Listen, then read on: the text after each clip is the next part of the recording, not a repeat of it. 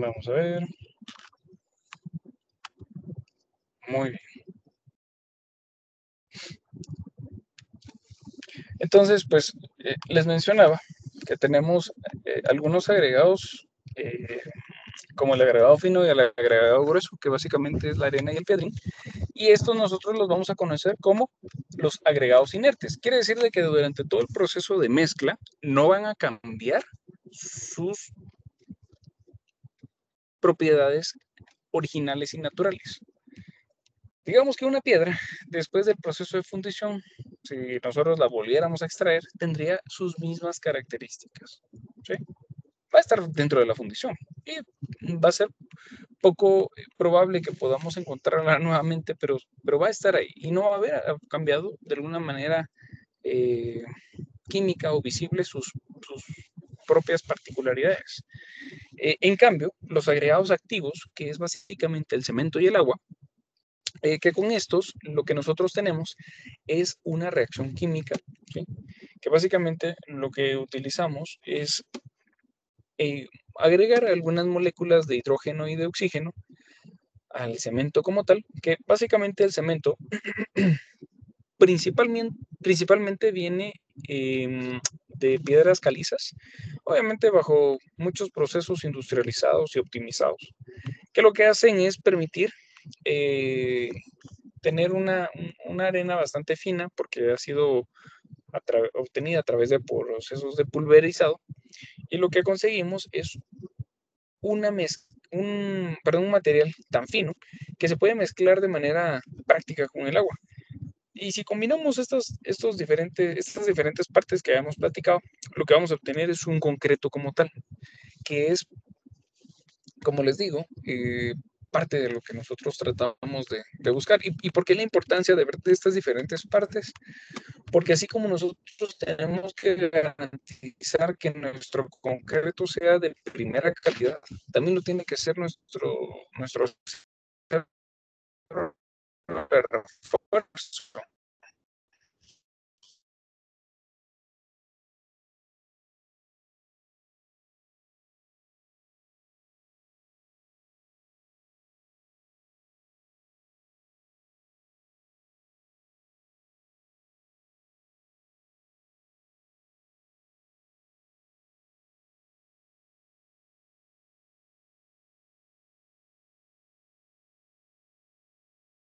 Concreto eh,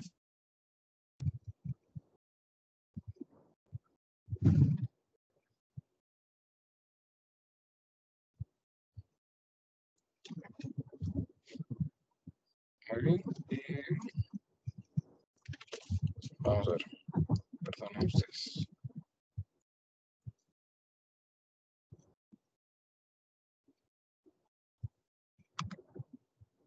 Bueno, en teoría se está compartiendo nuevamente la pantalla.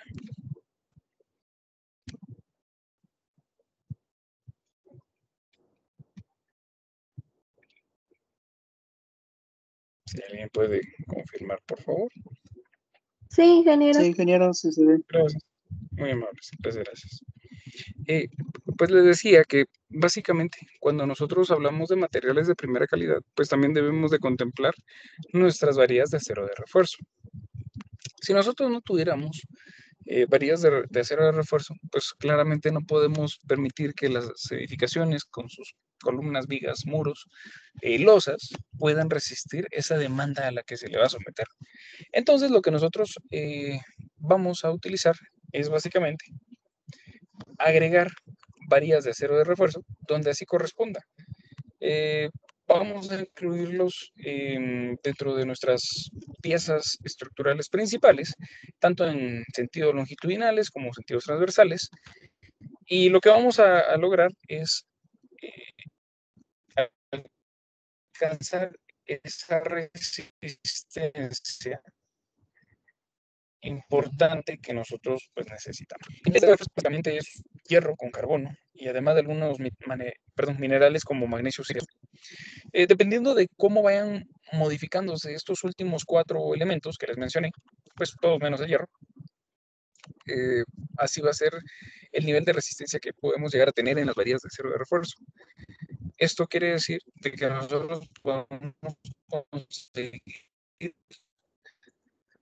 diferentes tipos de resistencia. 75, etcétera, etcétera. O sea, hay una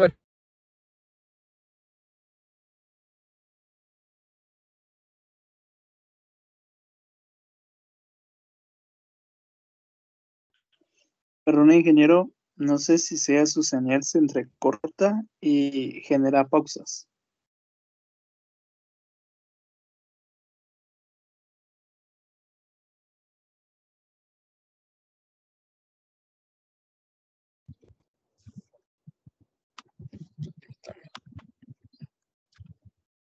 Vamos a ver acá.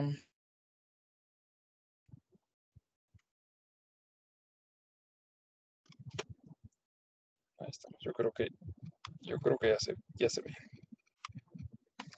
Perdonen ustedes. Bueno, entonces les decía de que para piezas que sean estructurales, pues lo que nosotros necesitamos es garantizar la resistencia de nuestras varillas de acero de refuerzo, y así también tendremos que elegir, pues obviamente, dependiendo del diseño, los diferentes niveles de resistencia que estas pueden llegar a tener. Notarán ustedes que esto como nivel o como un detalle de una sección de una varilla, tiene algo que se le llaman corrugas. De hecho, por eso es de que así se le conoce a la varilla de hierro, hierro corrugado, porque básicamente lo que tenemos es de pequeños montículos a lo largo de su longitud, que lo que hacen es permitir una adherencia bastante buena con nuestra fundición.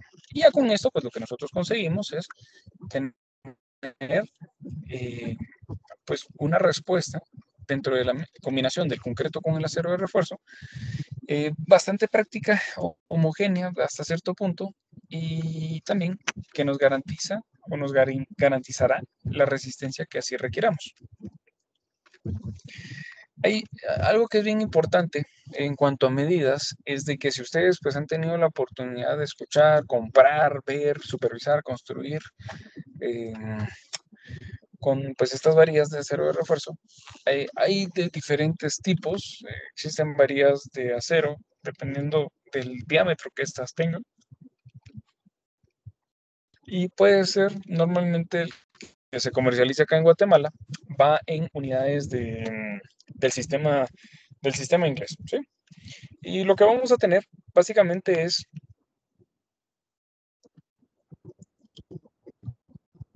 eh, diámetros que van en las acciones de la pulsar, bueno, partiendo desde 2/8 de pulgada, que sería el equivalente a un cuarto, obviamente se hace ahí una simplificación de los valores, 3/8, varía de media, o la famosa varía número 4 también, número 5 o 5/8, la 6 o la 3/4, la 7 o 7/8, la 8 o la varía de 1 pulgada, etcétera, etcétera. Y pues obviamente lo que va aumentando es el diámetro como tal de esta sección transversal a este diámetro efectivo, ¿sí? Cuando nosotros compremos básicamente varillas de este tipo, tenemos algunas opciones a revisar acá. Esto está por norma, digamos que dentro de las corrugas así es como debería de venir la varilla de acero de refuerzo nombrada o con su nomenclatura correcta. Y básicamente lo que tenemos es una, unas letras, un conjunto de letras que lo que hacen es identificar al tipo de fabricante o al nombre del fabricante, ¿sí? Como lo pueden ver ustedes aquí en las primeras. Podemos tener qué proceso se ha utilizado para las, ¿cómo se llama? Para la fabricación. Aquí está el diámetro, perdonen ustedes, esto siempre en fracción de pulgada, así que la varilla que está acá en ejemplo es una varilla de 5/8. Y ya por último tendremos el grado. Entonces aquí tenemos el diámetro, que es de lo importante, tenemos el proceso de fabricación, que normalmente en nuestros medios lo que nosotros tendremos serán aceros de varilla tipo S, que es un acero al carbono no soldable, no, sí, a temperatura ambiente, ¿verdad?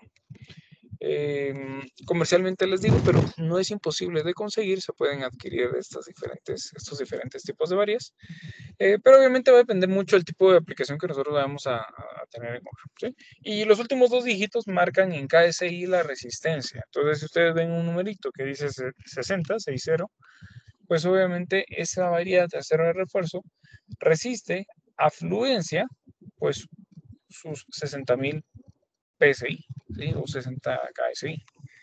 Hasta este punto consulto cómo van, si todo está claro. ¿Alguien que tenga alguna duda? Todo claro, ingeniero, gracias.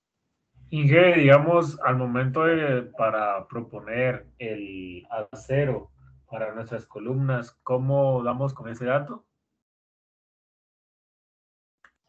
¿Usted se refiere a la geometría, a la propuesta, digamos, 8 varías número 5 y similar?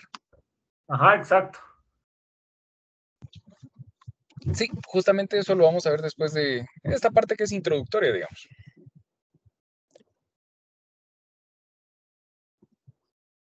Aunque especialmente se recordarán de, esto sí se anotó en el pizarrón, recuerdo yo, que hablábamos de que más o menos andábamos entre un 0.012 del área de la columna. Bueno, pero eso es solo para varias longitudinales. Aparte tenemos que revisar estribos y armado en vigas también, ¿verdad? Pero sí, ya lo vamos a ver después de estas partes. Porque también necesito que veamos el tema de formaletas, ¿verdad? Pero vamos, ya vamos a llegar a ese punto. No sé si alguien tiene alguna otra duda.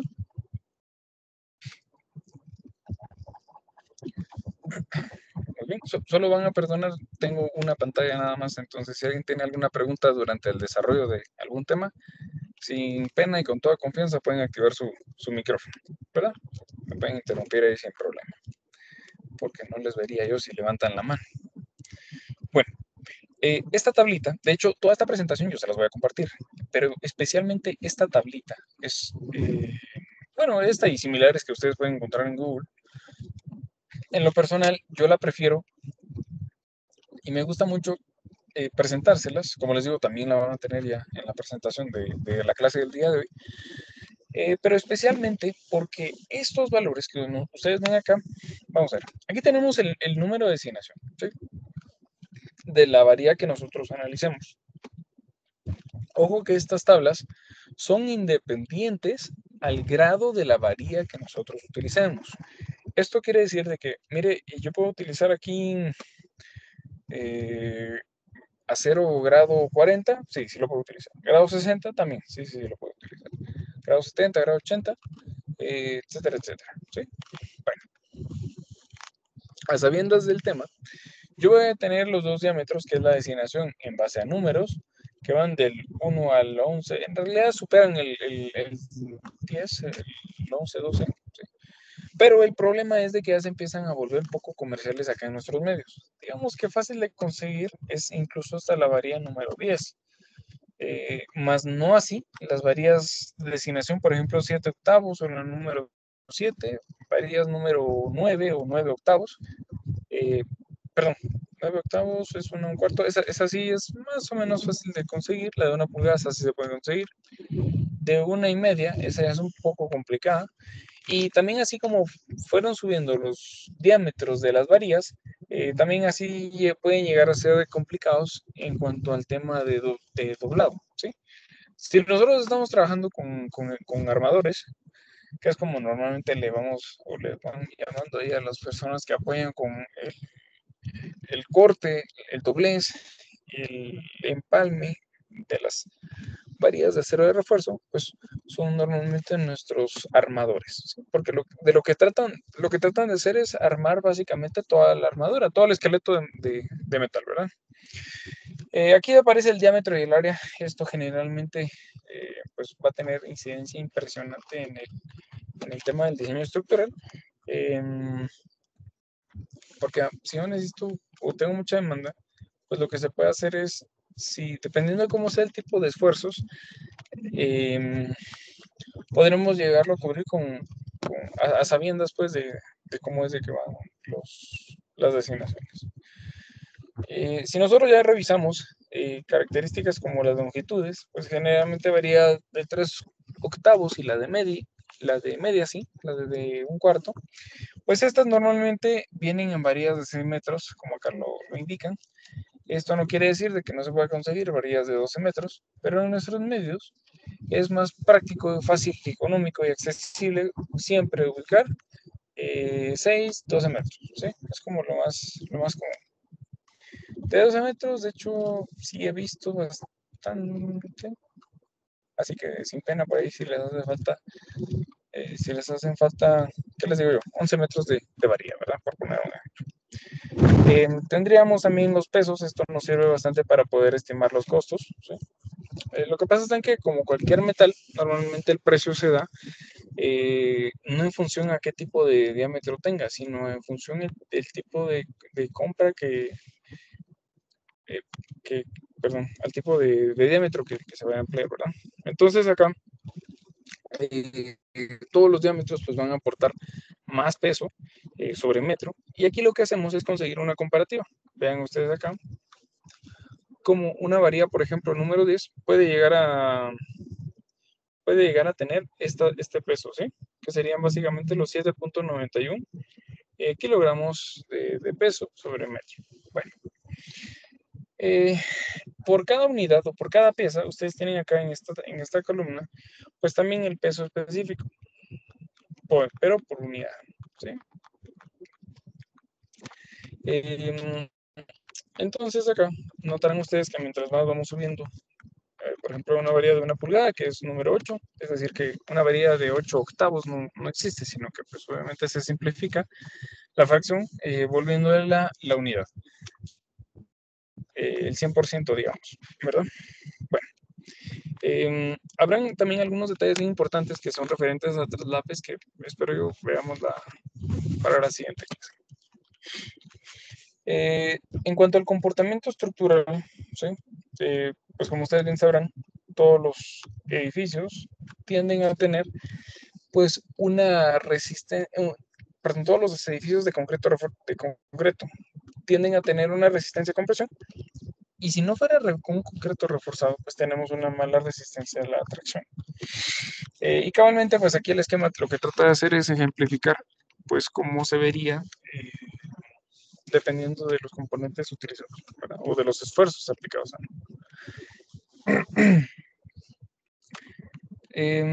Nosotros, pues obviamente tendremos en su mayoría de ocasiones concreto reforzado, ¿sí? Y este es el tipo de comportamientos que resiste solamente el concreto. En cambio, digamos que el acero de refuerzo, para lo que nos va a funcionar bastante bien, es para este tipo de esfuerzo, miren ustedes, para resistir esfuerzos a tracción, ¿ya?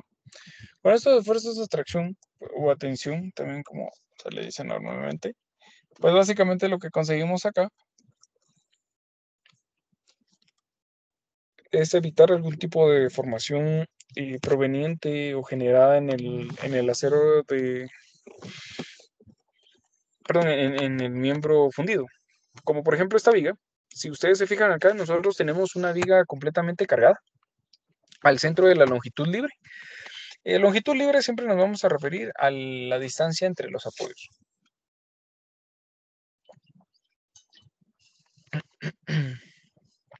Esto pues obviamente nos va a generar algún tipo de diagramas, de cargas, de esfuerzos, y es para lo que nosotros calculamos.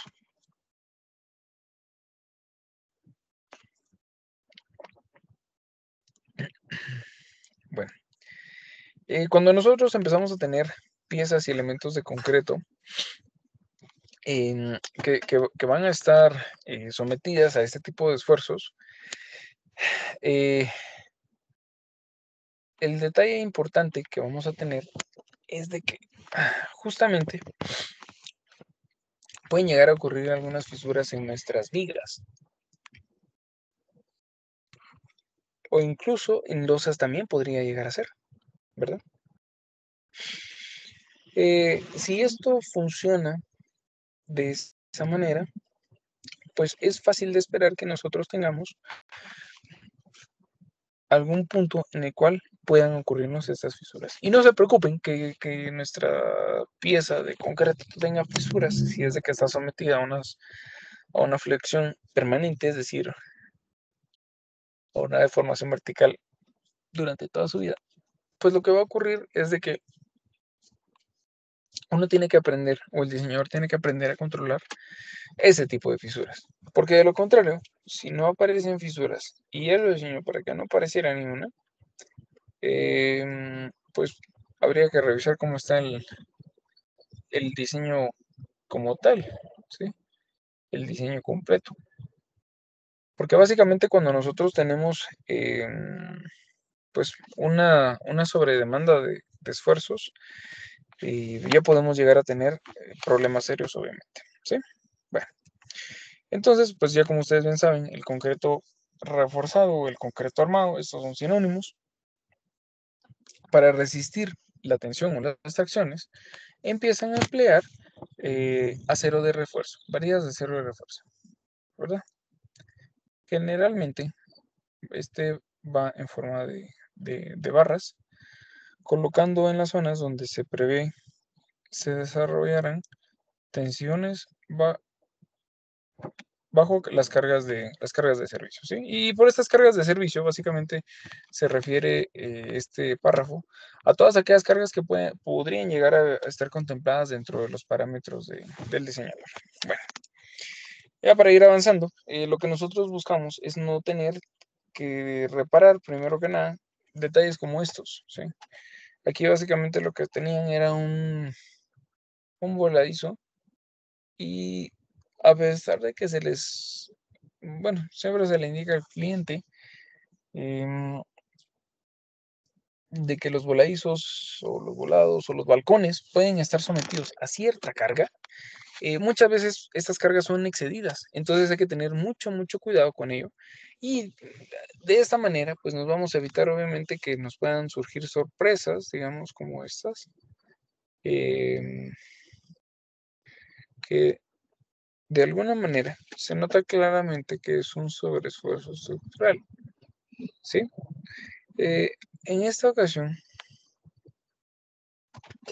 lo que nosotros estamos viendo es más o menos qué tipo de momento de flexión se le está generando aquí a nuestra viga en voladizo. Y a nivel de esfuerzos está ocurriendo algo muy parecido a esto. Esfuerzo me refiero a qué tanto se está estirando, comprimiendo la pieza.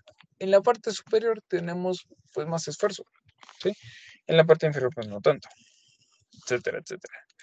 Pero acá sí, lo que se puede ver es un ejemplo de una edificación con voladizo. Estas son pues unas de las más complicadas, no solo por proceso constructivo, sino que para, dicho de manera sencilla, garantizar que se queden ahí en su lugar siempre. Siempre hay que prestar bastante atención ahí al tema. Bueno, ya pasando a las estructuras y cómo va en cuanto a los procesos de fundiciones dentro de las edificaciones, pues obviamente nosotros tenemos que garantizar algún tipo de formaleta. Estas formaletas normalmente se van a realizar a través de elementos de metal, elementos de madera, también podrían ser, ¿sí? Y esto es lo que busca es, pues obviamente, generar alguna dimensión que nosotros esperamos nuestra pieza vaya a tener. Porque obviamente por eso estuvo durante algún proceso de diseño estructural. Y esto lo que nos produjo fue, bueno, mire, su columna va a tener cierto ancho por cierto alto. Pero va a ir cumpliendo con algunas medidas que son las que nosotros necesitamos ir cubriendo porque sabemos que van a ser las que así tienen que quedar en el edificio. Entonces, para poder garantizar esas medidas físicas, hay que hacer o fabricar formaletas, ¿sí? Que son básicamente los moldes, ¿no? Regresamos al mismo ejemplo del pastel. Si yo tengo materiales correctos, tengo un horno, estoy listo para el proceso de horneado, sería, ¿no? Después de haber cocinado y mezclado mis ingredientes como corresponda, ¿no? El orden que deba hacer y con la forma que tenga que hacerse, los instrumentos que tengan que aplicarse. Pero si yo mi pastel no lo coloco dentro de algún molde y pues lo colocara sobre algún molde plano dentro del horno, pues no va a tener nunca forma de pastel, ¿verdad? Va a parecer cualquier cosa menos un pastel. Entonces, efectivamente, el concreto parece algo muy similar. Pues en esta ocasión a un pastel donde nosotros, pues, para poder garantizar esa forma cuadrada o con las dimensiones de las columnas que nosotros así lo requiramos, tenemos que darle ese molde, ¿sí? Y algo bien importante, y aquí van a empezar ya los tips constructivos, cuando ustedes estén fundiendo algunas piezas de concreto, ¿qué creen ustedes que puede ser más barato? Sería más económico utilizar o tratar de plomear. Hablemos del plomo, ¿sí? Recuérdense que todas las columnas que nosotros vayamos a trabajar, bueno, esencialmente van a ser columnas verticales, ¿sí? Ese es el plan, para que resistan nuestras cargas verticales. Pero es más barato plomear mi formaleta, que a lo mejor es de madera, o es más barato plomear una columna de concreto ya fundido. ¿Qué creen ustedes? ¿Cuál es más práctica para plomear? Cuando hablo de plomear me refiero a poner en sentido vertical.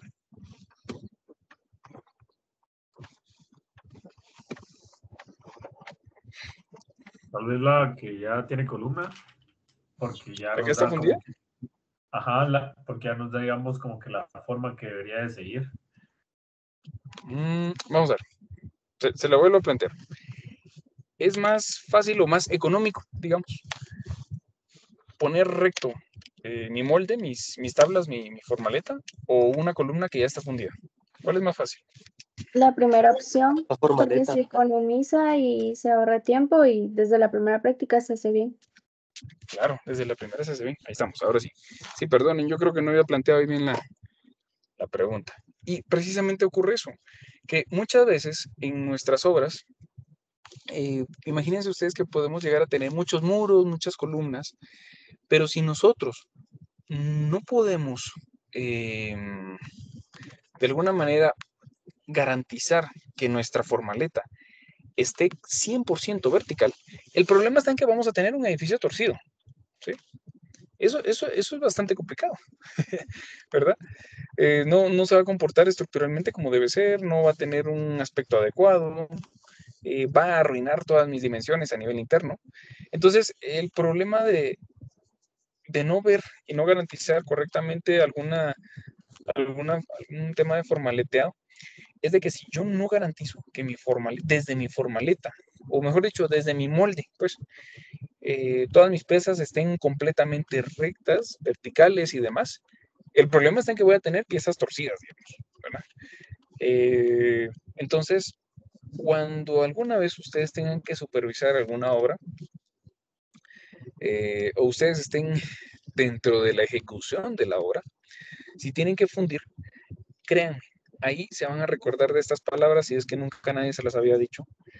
Es más económico poner a plomo, es decir, poner vertical, mi formaleta, que una columna ya endurecida, ¿sí? Una columna ya endurecida simplemente no se puede.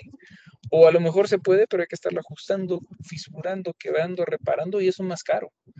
Entonces, si se quieren, tal vez no ahorrar dinero, sino evitar gastos innecesarios, desde su formaleta traten de garantizar que todas sus piezas van a estar derechitas y rectecitas, ¿no? Verticales.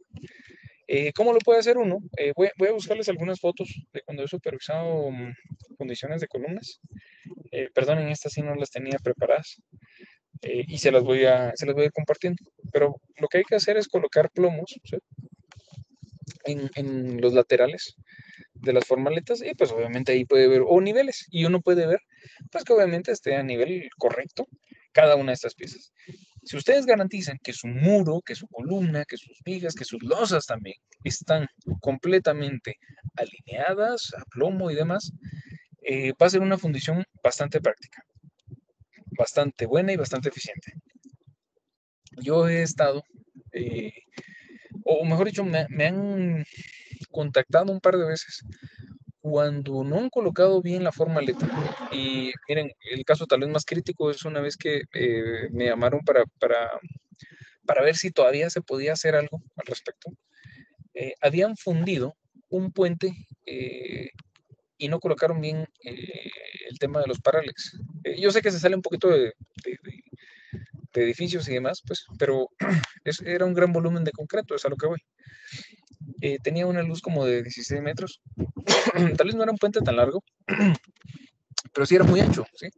Entonces, el problema es de que este puente quedó con una forma curva, o sea, cóncavo, y el mayor problema es de que a mí me llamaron o me lo comentaron a los 4 días después. Lamentablemente, no se pudo hacer nada, sino tal vez, a lo mejor solo en el instante se pudo haber, no sé, se me ocurre haber conseguido una grúa o levantar o gatos o alguna cuestión, pero pues para que no quedara el puente curveado hacia abajo. Permitieron que fraguara, eh, lo dejaron así y el problema es, bueno, esto creo, me enteré por otro lado por ahí, de que así lo inauguraron y todo, y cabalmente pues presentó fisuras después de unos 2 meses. Entonces, ¿cuál es el problema? Que un metro cúbico de concreto no es barato. En realidad ningún material de construcción es económico. Van a ser económicos sus materiales si ustedes los optimizan, eso sí. Ahí sí les van a sacar bastante provecho al dinero, ¿verdad? Al dinero de la inversión del dueño, del cliente o el inversionista, ¿no? Entonces, digamos que el problema ahí, cuando yo no genero piezas que sean eficientes o construcciones que estén buenas y hago este tipo de cosas o errores que me pueden pasar, miren que la gente primero, perdieron todo el concreto, tuvieron que demoler las piezas. Creo que pasó un accidente, gracias a Dios, creo que no pasó a mayor, pues no llegó al tema de fatalidades, pero les salió casi el doble de caro. Hubo que demolerlo, eso es un costo que no está generalmente incluido. Demoler un proyecto de esa magnitud, no se pudo recuperar casi nada y volver a hacerlo. Les puedo decir que si en alguna ocasión ustedes pues supervisan, están ejecutando, es más barato cuando el concreto lleva apenas un par de horas de haber fraguado, eliminar todo eso que no está bien hecho y no tener que esperar a que seque, luego tener que demoler, luego tener que volver a hacer todo de cero. O sea, no solo sale el doble caro, sino puede salir más caro porque todavía hay que demoler y eso es un costo bastante, bastante caro. Entonces, ¿por qué el tema tan importante de las formaletas? Es algo que generalmente no se ve en las obras. Digamos que el día que se inaugure un edificio que ustedes hayan trabajado, nadie va a ver las formaletas, nadie ni siquiera se va a preguntar qué tipo de formaleta tenía su proyecto, pero todos iban a ver que tienen ustedes columnas y vigas derechitas, rectas, con una superficie buena, bonita, o sea, plana, y esto fue gracias a un buen proceso de formaleteo, ¿sí? Entonces, poniéndolo así en palabras sencillas, si mi formaleta está mala, mi fundición va a estar peor, va a estar mala también. No puedo tratar de formaletear o pues tener una formaleta mala y esperar que eso se funda bien. Eso es imposible. Entonces, desde ya pues trato de compartirles ahí algunos temas que he tenido en alguna oportunidad que ver. Gracias a Dios, pues no de alguna fundición mal hecha por mi persona o similar, pero sí donde en algunas ocasiones sí he logrado reparar o apoyar para que todavía logren aprovechar algún proceso de estos. Pero de lo contrario es peligroso, o sea, es algo bien, bien complicado y especialmente que tiene, imagínense, o sea, imaginen que ustedes están trabajando este tipo de edificación y ya van en el nivel número 20. Bueno, es algo improbable en realidad, pero si ustedes no verificaron el plomo desde un inicio y cada nivel se les está desfasando 1 centímetro, pues al final de cuentas, al final de esos 20 niveles, van a tener 20 centímetros desfasados de sus ejes. O sea, es un error que se acumula y puede ir afectando eh, en gran medida, ¿sí? Entonces es algo bien delicado, hay que tener mucho cuidado y especialmente porque son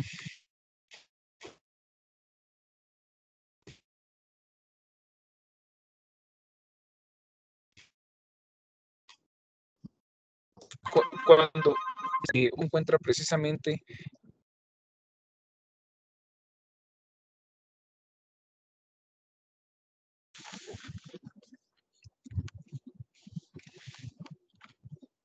Sí, ¿verdad? Ahí estamos. Creo que me escuchan.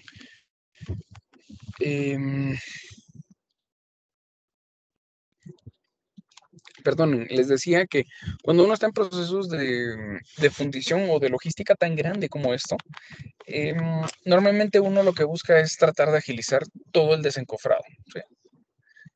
Entonces, cuando es así, uno lo que busca es tratar de agilizar y no perder tanto tiempo. Recuérdense que el concreto, en teoría, de forma natural, ¿cuántos días tarda en endurecer? Digamos que si yo he encofrado estas columnas o estos muros que se ven acá, ¿a los cuántos días puedo yo desencofrar de manera segura? ¿Alguna idea?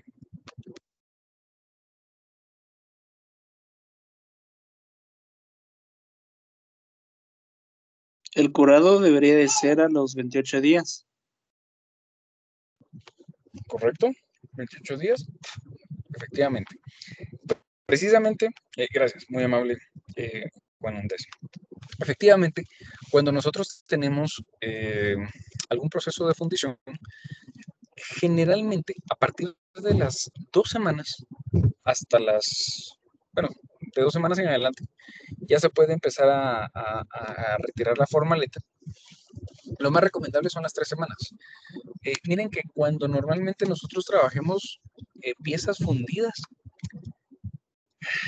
para alcanzar esos 4.000 PSI o 3.000 PSI o 5.800 o la resistencia que sea la que fue comprada en la mezcla,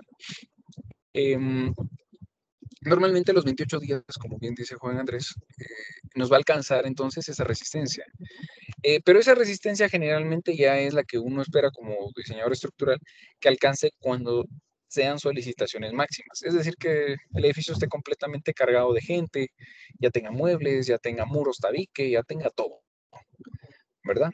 Pero en proceso constructivo, es decir, cuando mi losa todavía no tiene ni siquiera piso ni demás, todavía las cargas no son tan grandes, digamos que ya con resistencias de 3.000 PSI, 3.500, si el estructural pues así lo indica o así lo autoriza, se puede empezar a retirar formaleta. A ver, ¿por qué tanta importancia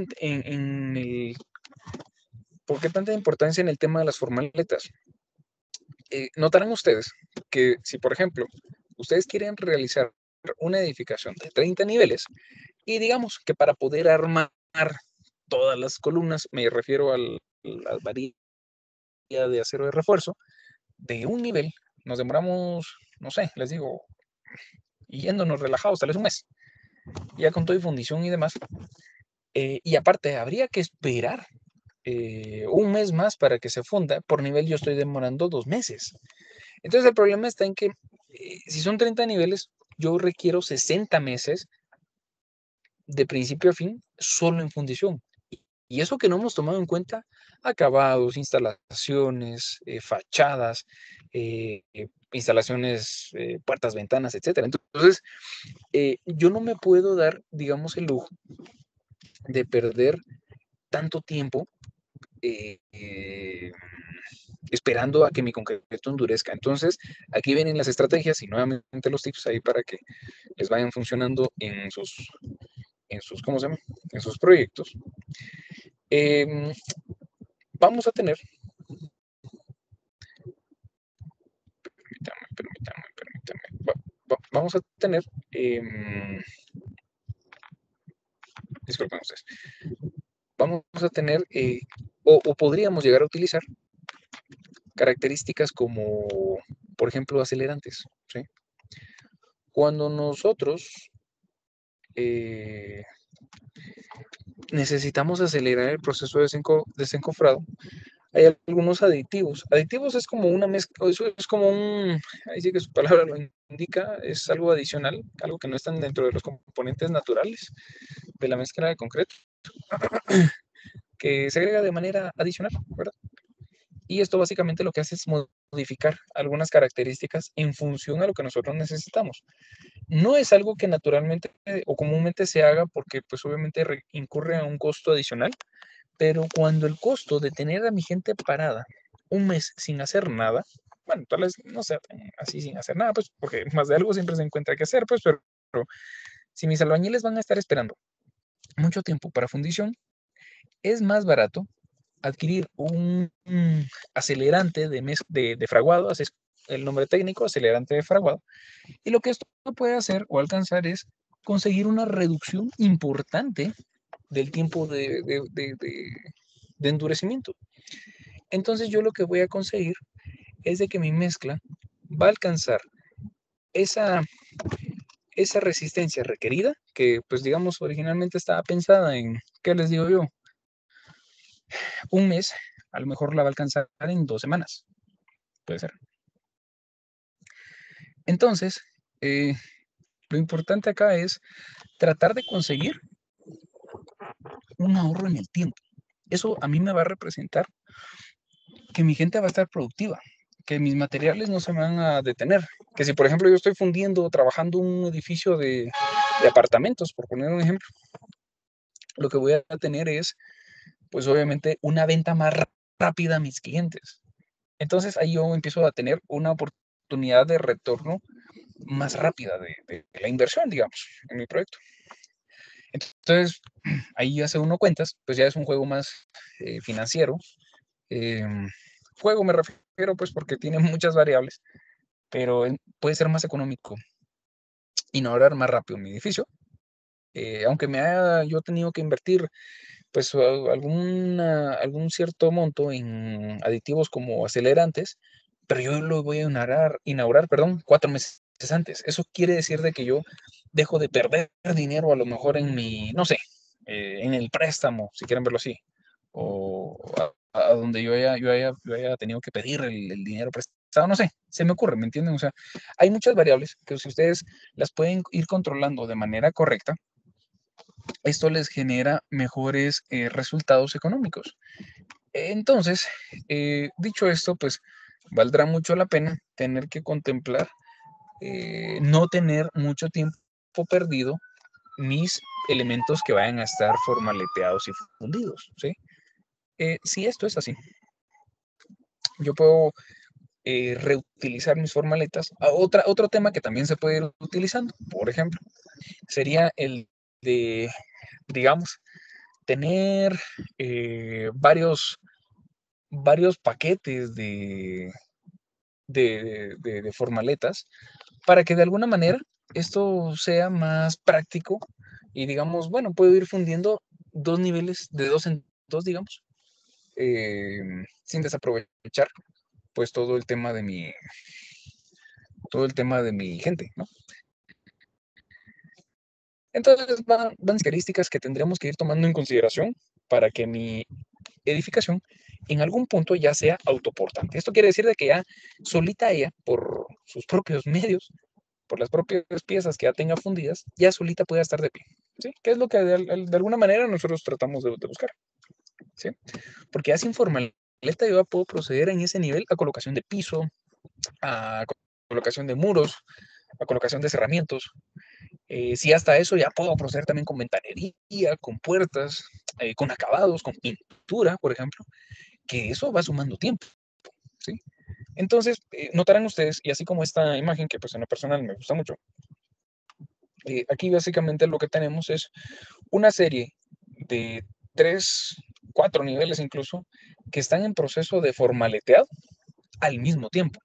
Entonces, pues si es un edificio de 20 niveles, si yo estoy controlando de 4 en 4, ¿sí? Pues, o de 16 niveles, pues estoy reduciendo mi tiempo a un cuarto del tiempo que sería pues, el que normalmente me llevaría. Eso ya es un ahorro, ¿sí? Bueno, no sé si tienen preguntas hasta acá. ¿Alguien alguna duda o comentario?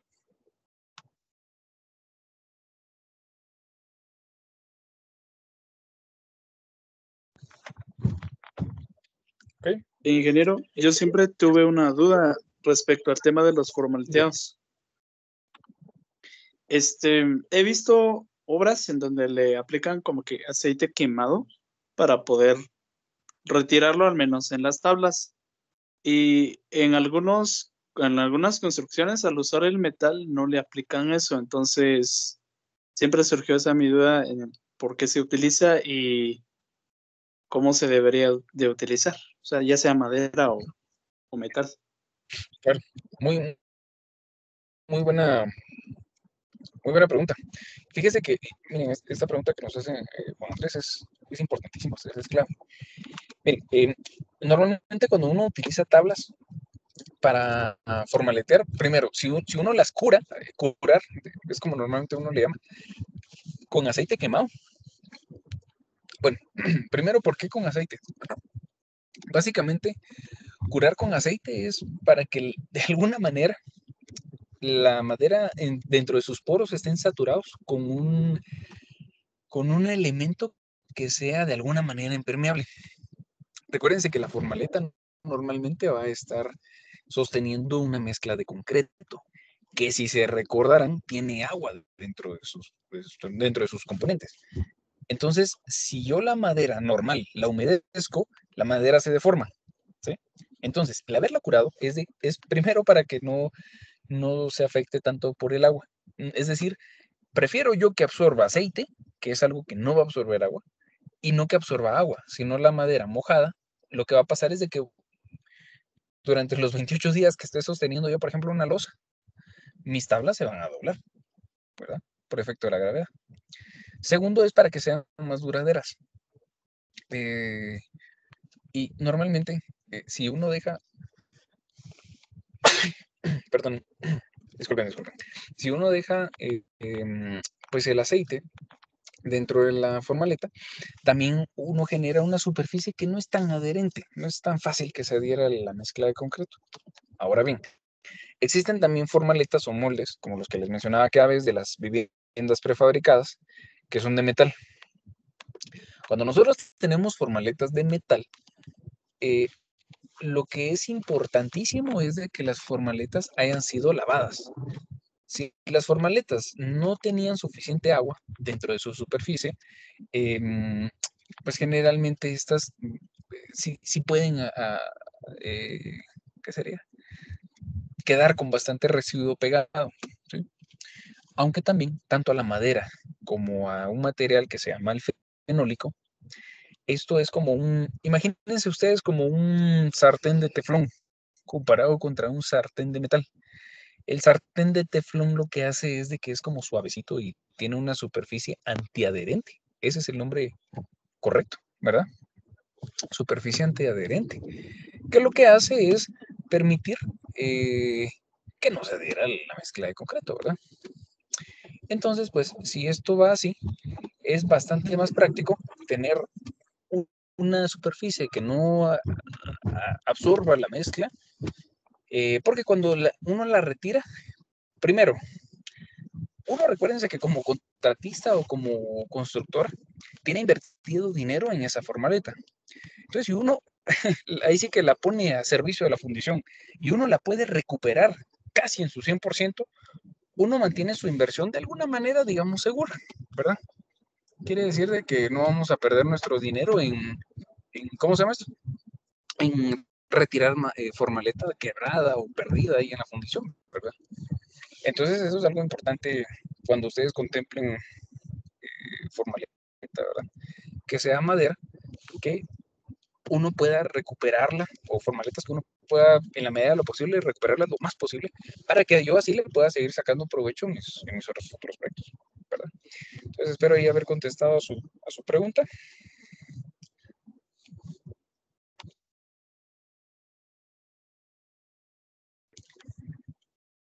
Creería yo que sí. No sé si alguien tiene alguna otra consulta, curiosidad, observación o comentario.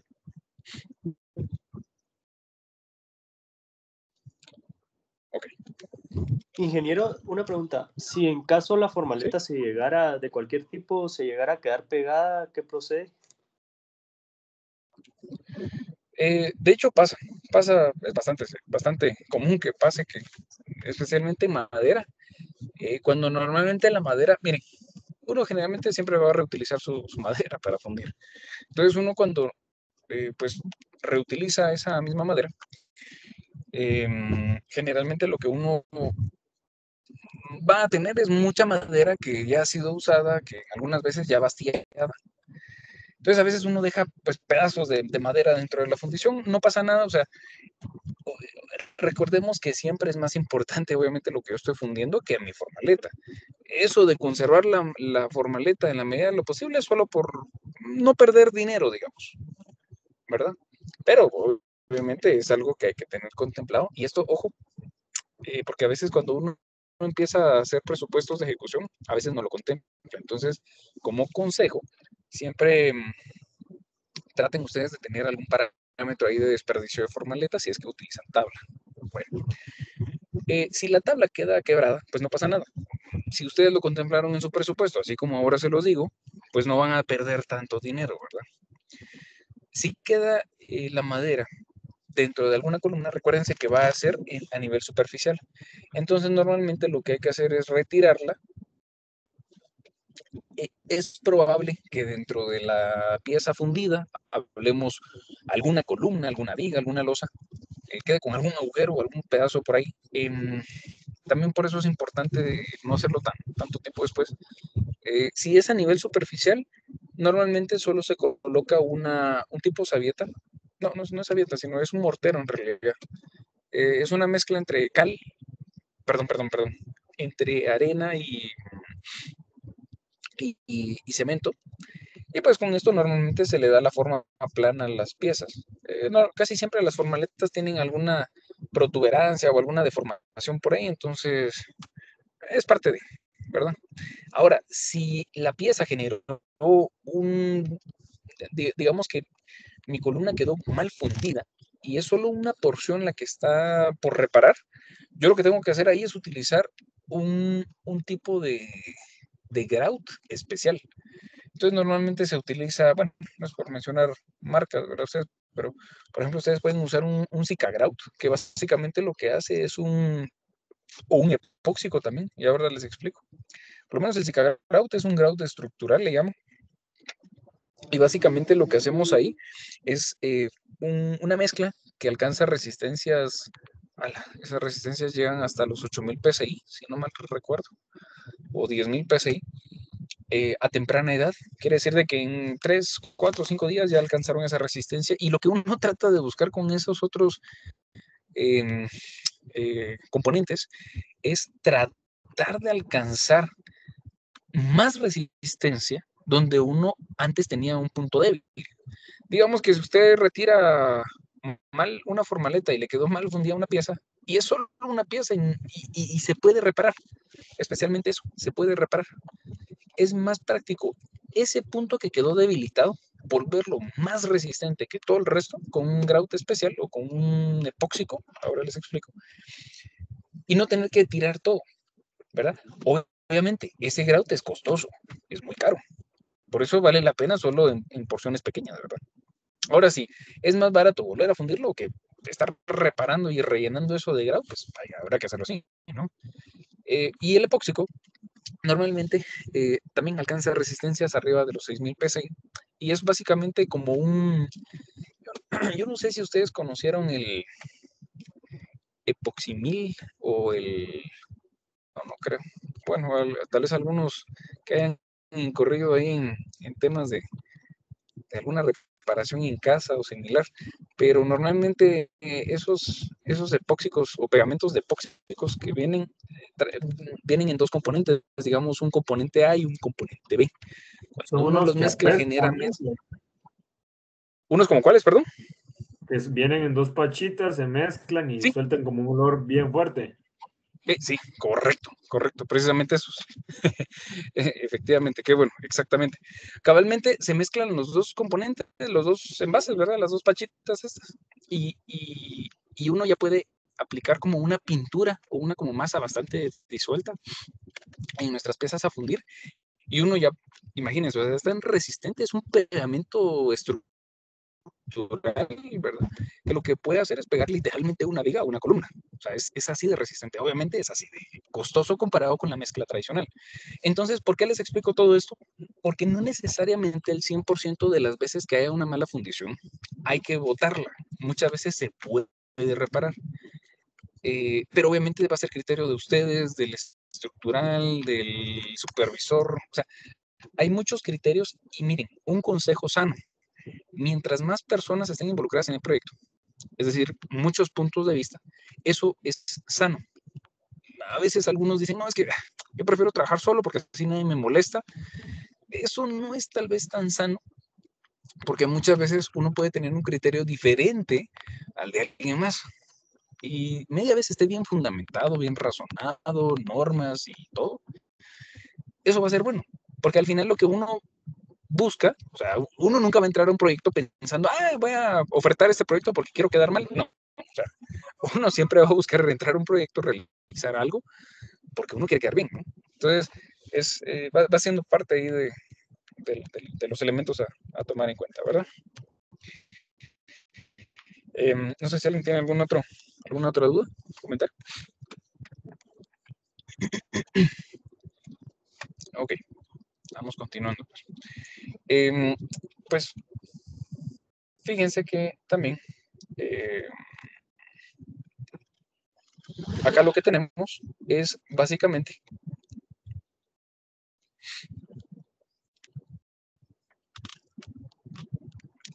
lo que tenemos es, pues ya, para ir cerrando estos temas, algunas ventajas que yo recuerdo, ya las habíamos platicado, pero para profundizarlas un poquito más y para que ustedes vean, especialmente porque estas fotos en lo personal me llaman mucho la atención, me gustan, de hecho, y son cosas que se pueden realizar, bueno, primero teniendo una formaleta adecuada y segundo un control de calidad en obra bastante bueno, pero especialmente porque el concreto, otros muchos materiales, si ustedes saben trabajarlo, pueden alcanzar cosas espectaculares, o sea, no existe imposible en construcción. Obviamente la limitante va a ser el presupuesto, por supuesto, pero no hay algo que sea imposible como tal, ¿verdad? Entonces, contra otros materiales como el acero, la madera, el concreto tiene capacidad de resistir simultáneamente en función arquitectónica y estructural. Es decir, que ustedes pueden combinar el diseño arquitectónico con la funcionalidad y eficiencia estructural bastante práctico. ¿Qué quiere decir esto? Que si ustedes pueden permitir alguna formaleta que sea bastante práctica, lo que vamos a tener es, primero, un diseño bastante pues, provechoso, ¿sí? Y segundo, lo que vamos a tener es un funcionamiento estructural bastante adecuado. Al ser colocado en el estado plástico, es decir, antes de que sea endurecido, el concreto siempre va a adquirir la forma que tenga su formaleta. Por eso hacía tanta importancia en la formaleta como tal, porque si mi formaleta está mal colocada, la fundición final va a estar mal puesta, ¿sí? Entonces, ya después ustedes le pueden dar la forma y textura que así corresponda, la que ustedes quieran, ¿verdad? Y ahí es donde pueden entrar nuestras ventajas de acabado y demás, ¿ya? Van a lograr ustedes estructuras continuas o hiperestáticas. Esto quiere decir de que son, que si ustedes tienen tanta formaleta, pueden hacer una sola pieza, que a nivel de esfuerzos esto y a nivel de comportamiento estructural, muchas veces puede mejorar algunas respuestas para el diseñador estructural.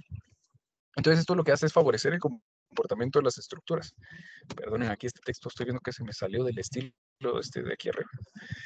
Bueno, la resistencia a compresión, porque al final de cuentas nosotros tenemos grava, piedrín, pues, siempre va a ser bastante alta, especialmente a compresión.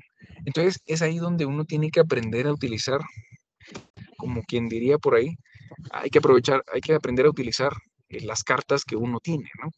Si yo tengo elementos que en mi proyecto van a estar sometidos a compresión, van a estar comprimidos especialmente, pues que sean del material que mejor resiste la compresión, que en este caso sería el concreto, ¿no? En cambio, si por ejemplo nosotros tenemos mucha flexión o tenemos, digamos, estamos haciendo un domo atirantado o queremos colocar algo que sea atirantado. A lo mejor lo que buscaremos ahí es alguna membrana más, no tanto una pieza o un elemento que sea muy pesado, porque si no, nunca se va a lograr estirar, digamos. Arcos, de hecho, como habrán visto en sus cursos relacionados con historia, muchas veces los arcos, dentro de la historia en sí, fueron utilizados precisamente para poder distribuir cargas verticales y ya con eso conseguir entonces que fueran unas piezas estructurales que fueran congeniando especialmente con el tipo de estructura que se podía desarrollar en aquellos entonces, ¿verdad?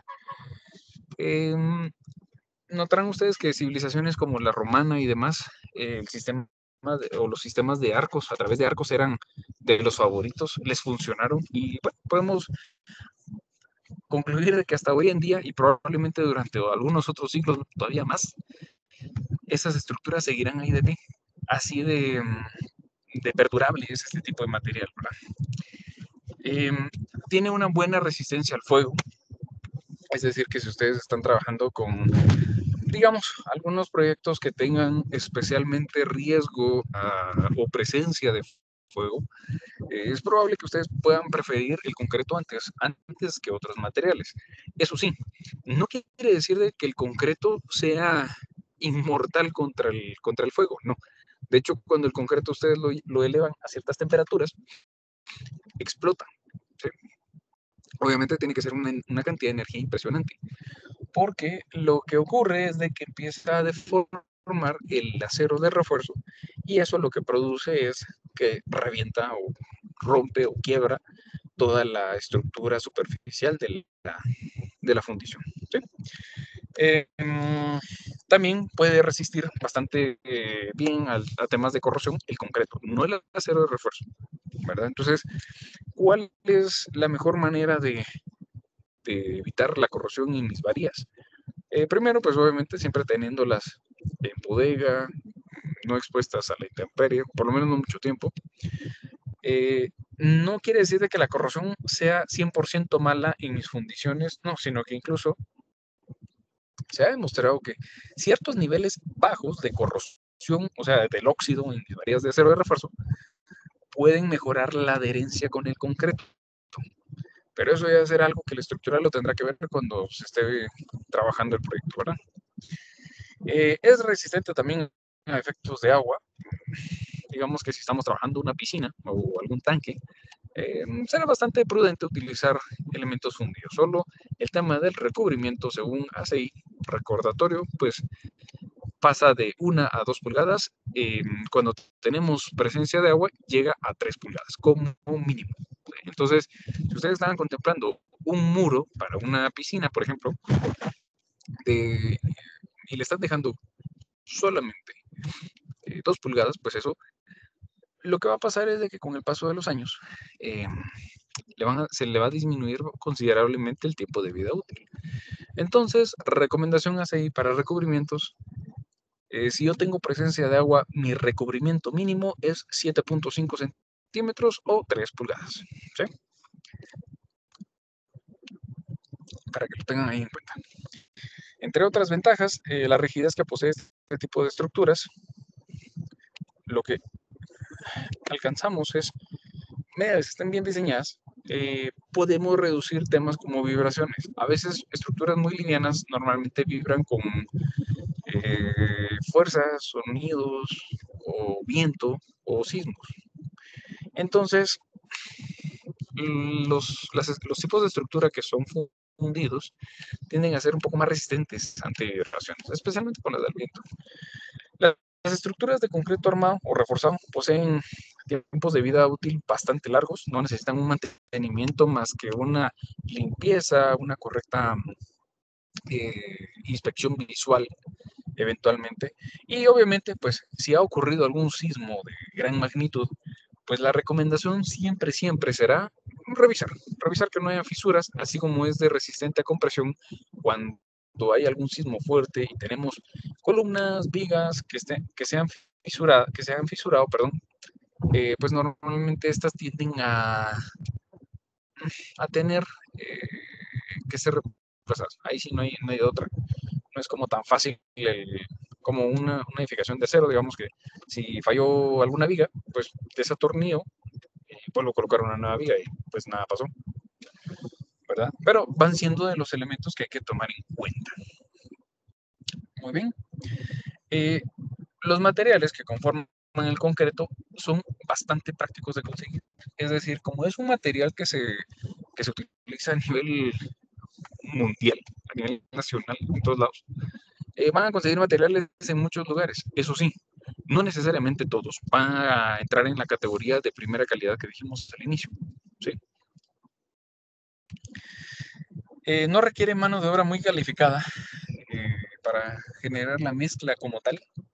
Podemos pues, apoyarnos con mano de obra no calificada, ayudantes, albañiles. Y la gran rigidez y masa evitan problemas de vibraciones en estructuras erigidas con él. Por eso es de que todas las cimentaciones, en su mayoría, van a ser fundidas, la mayoría, no necesariamente.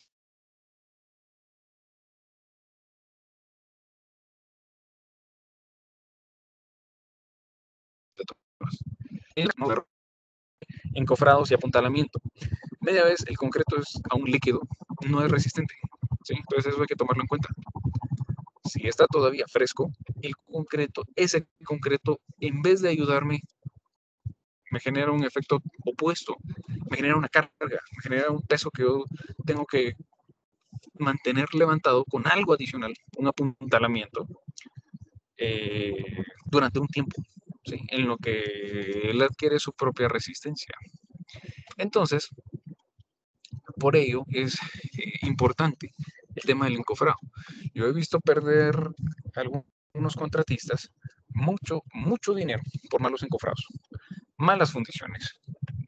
Han tenido que botar losas, edificios completos por alguna mala fundición. Entonces, y no mala fundición porque digamos que el proveedor de concreto era malo, sino que más que todo porque tenía un mal encofrado. Entonces eso quedó mal fundido. ¿Sí? Muy bien. Entonces, son parte de los temas que habrá que tener en cuenta. Es tan importante el encofrado para garantizar que mis piezas van a quedar bien. La secuencia de operaciones para su colocación, lo que hablábamos, si estoy trabajando en un edificio y es repetitivo, alguien puede decir, ok, ahí me voy a ahorrar en formaleta porque es la misma formaleta para todos los niveles. Yo le diría, no, nunca utilice toda la misma formaleta para todos los niveles porque un nivel le va a hacer esperar al siguiente. Entonces, o tiene 2 o 3 o 4 frentes del mismo tipo de formaleta, o utiliza otro sistema o algo más, pero algo que no detenga tanto tiempo la secuencia y la logística de fundiciones. Problemas de transporte. Si, por ejemplo, y de hecho muchos edificios se trabajan con proveedores de concreto premezclado. Hablemos Mixto Listo, Pepe Mix, Cemex, etcétera, etcétera. Es un gran tema ese, la coordinación. Miren, es un proceso bien tedioso, laborioso, delicado, complicado, mucha responsabilidad, mucha comunicación. Obviamente todos los armadores, todos los frentes de trabajo tienen que estar listos para recibir el concreto el día que así se logre coincidir en agenda con el proveedor de mezcla. Si, por ejemplo, yo tengo programado que el día, ¿qué les digo yo? El día jueves de la próxima semana tengo que fundir mi losa, bueno, pues entonces todos mis armadores, todos los de formaleta ya tendrían que tener lista mi losa el miércoles. Pero ¿qué pasa? Imagínense que pasado mañana llueve, y llueve así torrencialmente, o sea, es un diluvio eso. El problema está en que voy a atrasar a la gente, porque no van a poder trabajar bajo agua, ¿sí? Entonces, eso me empieza a generar imprevistos en tiempo, imprevistos en costos. Tengo que pagar horas extra para poder permitir que toda la gente se quede en horario nocturno o no sé, alguna manera de recuperar tiempo. O también puede ser que el día que haya estado programada la fundición, la lluvia sea torrencial, o sea, eso tampoco se puede hacer. Y muchas veces les menciono el tema de la lluvia. Bueno, ahorita por la época tal vez no, pero en muchos casos la lluvia puede ser algo bien perjudicial. Entonces, ojo y mucho cuidado cuando ustedes tengan que fundir en época de invierno. ¿Sí? Siempre, si son conservadores con su tiempo y dejan ciertos días de holgura, cuando sea época de invierno, pues dejen un par de días más. Créanme, lo van a agradecer cuando no tengan que pagar multas por atraso, ¿verdad? Entonces, hay de los temas que pueden ir tomando en cuenta para que pues, no les pasen ese tipo de detalles. Necesidad de obras adicionales, muy elaborados para la colocación en sitio. Si nosotros tenemos, imagínense que fundir, no sé, un domo, por ejemplo. No es algo tan común que haya que estar fundiendo domos o cúpulas, por ejemplo. Una cúpula sale de vez en nunca. Y la formaleta es bien, bien especial. No es una cuestión que uno pueda ir a un semaco, mire, fíjese que vengo por una formaleta de cúpula, ¿no? O sea, es algo que hay que fabricar, es algo que hay que darle a todas las tablas la medida y el radio correcto, la curvatura adecuada. Y una vez se va a utilizar. Bueno, si tienen suerte, a lo mucho irán a hacer unas 2 o quién sabe, tal vez 3 cúpulas en su vida. Y ojalá que todas vayan a ser de la misma medida para aprovechar el material, ¿verdad? Pero es complicado. Baja resistencia por unidad de peso y volumen, pero gran parte de la resistencia de una estructura de concreto reforzada, por el mismo peso que esta tiene, primero, el gran esfuerzo que tiene que hacer el concreto es aguantarse por sí mismo. Digamos que es de esos complicados que nadie los aguanta, ni él mismo se aguanta, pero tiene que ver cómo le hace para aguantarse el mismo. Entonces ahí es donde empieza a demandar elementos o secciones muy robustas. Es de esas primeras características que tiene que aguantar en sí, y ya posterior empieza pues a ganar resistencia, a mejorar su capacidad de resistir, y ya puede ir sosteniéndose no solo por sí mismo, sino todavía aún más, ¿verdad? Parte de la relación entre resistencia a la compresión versus el peso está muy por debajo de lo que corresponde con el acero. Digamos que cuando ustedes tienen que cubrir grandes luces, de hecho creo que esto ya lo había mencionado en un par de ejemplos, por ejemplo, a veces los parqueos necesitan pues rampas grandes. Yo en lo personal pues generalmente utilizo acero por ahí, porque puedo generar luces bien, bien grandes sin necesidad de peraltar tanto mis vigas, peraltar tanto que me coma toda la altura del entrepiso disponible, ¿verdad? Ya por ahí creo que hicimos un par de ejercicios así rapiditos de predimensionamiento. Entonces es de lo que hay que ver. Requiere un encofrado, entonces esto implica la habilitación, el vaciado y la espera hasta que el concreto alcance la resistencia requerida, y hasta ese punto podemos desencofrar. Antes no. Ese costo de encofrado puede alcanzar entre 1/3 y 2/3 del costo total de la obra. Entonces, ya cuando uno les toca la billetera, pues ahí ya uno le pone un poquito más de atención, ¿no? Por ello, el especial cuidado y atención a lo que sea encofrado. ¿Sí? Es costoso, no es barato. Requiere de un permanente control de calidad, pues se puede ver afectado en colocación. Miren, si un concreto no lo están vibrando cuando se está colocando, eso va a tener ratoneras, ¿sí? Yo he tenido que detener alguno que otro proceso de fundición porque a veces el maestro de obras, pues, está a falta de vibrador, pues empiezan a ensartar varías. Tal vez eso no es una mala práctica, eso sí, no es lo mejor, pero a veces ahí están tratando de ajustar y sacar los vacíos con cosas que no son métodos adecuados según la norma. Y las normas están por algo. Entonces, si están con una varilla o con un machete ahí tratando de acomodar el concreto, eso no es bueno. Eso es malo. Eso es más, le están haciendo un daño al concreto, lo están contaminando, ¿sí? Entonces, eso es algo de lo que no debe de realizarse. Siempre los procesos de fundición, a menos de que sea un concreto superfluido, esto para alcanzar ese apellido de concreto superfluido, ese apellido de superfluido es a través de un aditivo que cuesta dinero. Si no utilizo un aditivo de ese tipo, yo tengo que siempre utilizar vibración en mi colocación de concreto. La vibración se hace a través de un aparato adecuado que tiene una especie de como látigo o una manguera que en la punta está generando un proceso de vibración. Entonces, esa pieza de metal pues se va colocando dentro de la mezcla y quienes han tenido la oportunidad de verlo, y si no, pues les voy a conseguir un par de videos por ahí, durante procesos de vibrado de concreto, lo que uno hace allí es liberar todas esas burbujas que el concreto, por ser un fluido, naturalmente va a tener. Entonces uno libera de burbujas, es decir, cuando uno empieza a vibrar una mezcla de concreto recién colocada, notará que empiezan a surgir o a elevarse las burbujas, como que si eso estuviera, no sé, hirviendo, ¿no? Pues lo que pasa es de que el concreto, por el mismo proceso de colocado, está ocupando un volumen nuevo. Entonces ese volumen nuevo, pues muchas veces va a ir encerrando espacios de aire y si no se vibra, el problema es de que esos espacios de aire, ya cuando el concreto está endurecido y no se puedan liberar, lo que va a causar es de que va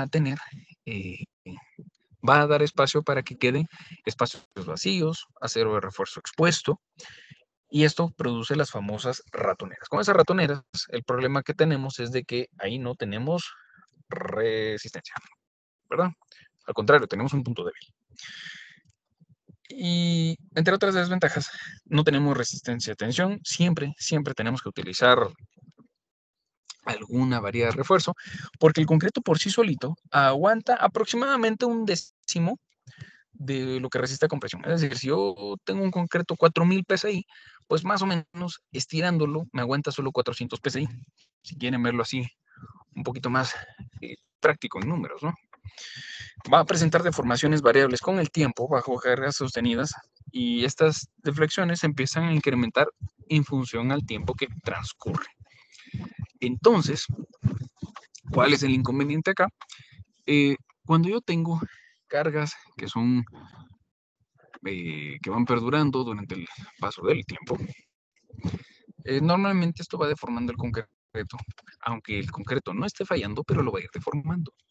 Entonces, lo mejor es tener en consideración también esas mismas cargas que van a perdurar para que todavía mi viga o columna propuesta las pueda resistir. Normalmente, ya para la próxima clase, pues veremos algunos temas de cálculo. Pues vale la pena que siempre tengan esta nomenclatura a la mano. Siendo entonces H la altura operante de la sección transversal de vigas, especialmente vamos a empezar con vigas. B como la base, ¿sí? Aquí está un pequeño esquemita. B es la base de las vigas, o el ancho, pues. D es la altura útil, es decir, desde este borde hasta mis varillas de acero de refuerzo longitudinal en cama inferior. Y AS es el área de acero de tensión, que sería básicamente lo que está aquí abajo. AS' es el área de acero que está a compresión. ¿Por qué compresión? Lo veremos en la próxima clase, pero sí genera algunos esfuerzos a compresión que el acero también trata de ir resistiendo. Y los recubrimientos, que pues ya los hemos ido mencionando, como mínimo siempre según requisitos ASI será de 1 pulgada, y a partir de ahí ya arrancamos con 2 pulgadas hasta 3, como lo vimos el día de hoy, cuando tenemos presencia de agua, ¿verdad? Esto ya va siendo parte para la próxima clase, así lo vamos viendo desde por acá, pero solo para que lo tengamos todos claros. Básicamente aquí lo que tenemos es el refuerzo longitudinal, ¿verdad? Mis varillas a tensión, sí, cabalmente. Mis varillas que están resistiendo esa tensión, como A sub S o AS. Y el refuerzo transversal, pues normalmente serán esos estribos. Los estribos, normalmente en vigas o en columnas, pues casi siempre son a partir de estas formas completamente cuadradas, que deben de siempre terminar con un gancho a 135 grados, ¿verdad? O a 45, depende cómo lo estén viendo. ¿Cuál es la mejor ubicación del acero de refuerzo? Pues obviamente en las zonas que así sea adecuado, pues lo mejor será ubicarlo en donde así lo demanden los esfuerzos. ¿Qué no es conveniente llegar a tener? Miren esta junta. Esta junta tiene tantas varillas de refuerzo que el concreto ya ni siquiera puede entrar entre ellas. Entonces, también vamos a ver algunos lineamientos como mínimos, digamos, para nosotros poder garantizar que no vamos a tener estos mismos problemas de fundición. O sea, cuando nosotros tengamos algunos elementos como estos que sean fundiciones donde hay una aglomeración de acero de refuerzo, pues es bastante importante tener en cuenta que aquí pueden ocurrir problemas para fundir, ¿verdad? Y es que en los nudos, como normalmente se le conoce a la intersección o juntas o nudos, a la intersección entre vigas y columnas, o vigas y muros, son espacios de bastante tráfico de varillas de refuerzo, ¿verdad? Teniendo aquí en cuenta lo que serán los nombres de cada uno de estos elementos, el acero principal o longitudinal, pues es el que ya vieron ustedes en la posición de la viga. El transversal, pues son los estribos. Y el acero transversal, solo para que lo tengamos todos en mente, pues básicamente lo que nos va resistiendo es flexión o torsión, ¿verdad? En mis secciones de viga. Media vez nosotros utilicemos varillas que tengan corrugas, vamos a garantizar una buena adherencia. Las corrugas, recuérdense ustedes que es lo que permite un buen amarre entre mi mezcla de concreto y mi propio acero de refuerzo. Si no tengo una buena adherencia, el problema es de que mis varillas pueden quedar expuestas, pueden quedar durante demandas estructurales, ellas solitas por sus propios medios, sin necesidad de que estén resistiendo esos últimos esfuerzos para los cuales se están colocando, ¿sí? Entonces eso es lo que nos va a generar, pues obviamente son problemas durante la fundición y pueden llegar a generar algún tipo de falla junto con mis fisuras, que podrían ocurrir si estamos llevando a estados o esfuerzos límites la misma pieza, ¿verdad?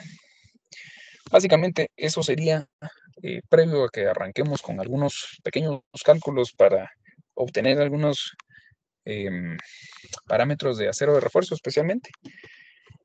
No sé si alguien tiene alguna duda.